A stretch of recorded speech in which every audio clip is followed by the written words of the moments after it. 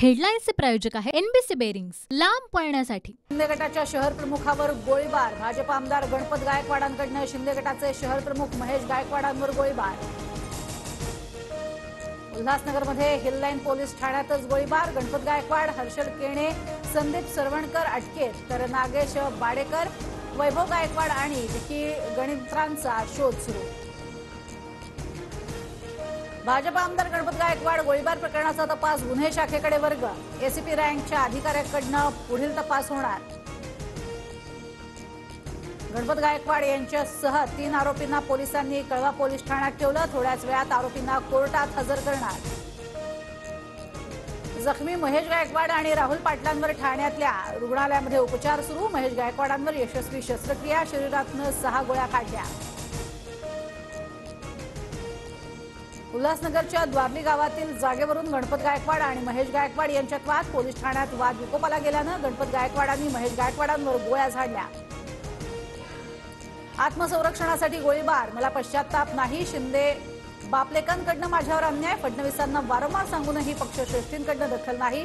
गणपत गायकवाड यांची माध्यमांना प्रतिक्रिया। कल्याणच्या संपूर्ण प्रकरणाची उच्चस्तरीय चौकशी करा, उपमुख्यमंत्री देवेंद्र फडणवीस यांचे आदेश। भाजप आमदार गणपत गायकवाडांची आमदारकी जाण्याची शक्यता। गणपत गायकवाडांवरील गुन्ह्याची माहिती विधानसभा अध्यक्ष राहुल नार्वेकरांना पाठवली। गायकवाडांवर हत्येचा प्रयत्न आणि शस्त्रबंदी कायद्यानुसार गुन्हा। गणपत गायकवाडांच्या घर आणि कार्यालयाबाहेर पोलीस सुरक्षा वाढवली। गणपत गायकवाडांनी केलेल्या गोळीबारानंतर खबरदारी। गृहमंत्री फडणवीसांनी राजीनामा द्यावा, कल्याण गोळीबाराचा मुद्दा दिल्ली दरबारी संसदेत मांडणार। सुप्रिया सुळेंचा हल्लाबोल, तो गोळीबार प्रकरणात फडणवीसांचा काय संबंध, मंत्री भुजबळांचा सवाल। महायुतीमधीलच 3 पक्षांमध्ये कोल्ड वॉर सुरू। राज्यातील कायदा सुव्यवस्था सत्ताधाऱ्यांनीच बिघडवली। उल्हासनगर गोळीबारानंतर विरोधी पक्षनेते विजय वडेट्टीवारांचा हल्लाबोल। प्रतिकार म्हणून गोळीबार केला का हे पाहावं लागेल, एकच बाजू पाहून बोलणं योग्य नाही, नाहीतर आंतरवाली सराटीसारखं होईल। गोळीबारावर मंत्री छगन भुजबळांची प्रतिक्रिया।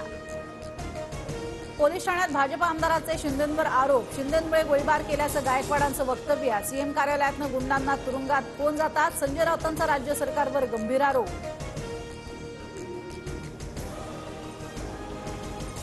हेडलाईन्सचे प्रायोजक आहे एनबीसी बेरिंग्स, लांब पळण्यासाठी।